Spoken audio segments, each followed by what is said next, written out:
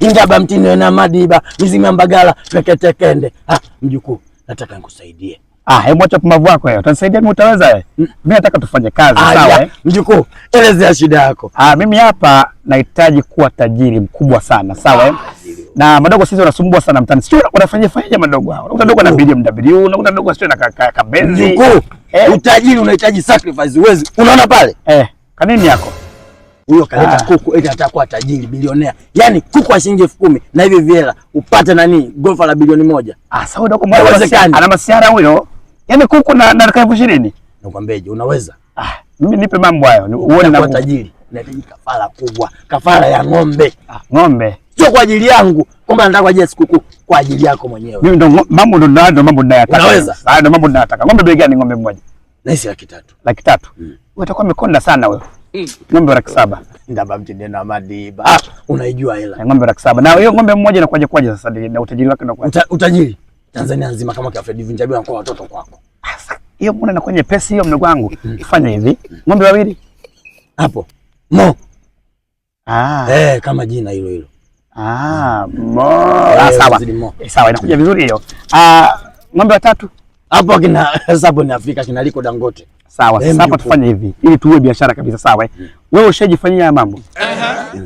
Bado. Mimi mpaka nijikusanye. Sasa wewe mimi niwekee ng'ombe 4 ili niwe kama kina wale wakina nani wale nani Dangote kina Bill Gates. Kina Bill Gates, sawa. Afu ng'ombe mmoja huyo uwe tu chini hata unakaleteza na nini.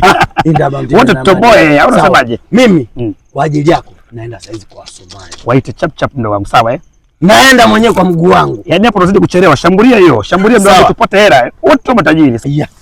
Labda tutoboe. Kuingiza mkenge hapo. A few moments later. Jerome. Kuna vitambaa fulani hivi hapa, vitambaa vyeusi na vyekundu. Vinatoboa mtani huko. Wapambaji wengi. Vipi? Sawa. Sasa umesikia? Niandalie mteja wa kuku wake. Kuna kuku fulani hapa, kako hapa. Niandalie mteja mmoja hapa, sawa? Sawa. Alafu kuna kadude fulani hivi hapa. Asione kanini haka. Sema haka naisi watakaelewa Tanga au nanili au Sumbawanga huko. Ndio nako kaone. Sawa. Sawa. Kanini haka na wewe unapata pera mandogo hapa. Sema kimeumana. Nani tena wewe? Habari babu. Salama, unaendeleaje? Mimi nina shida. Una shida gani wewe?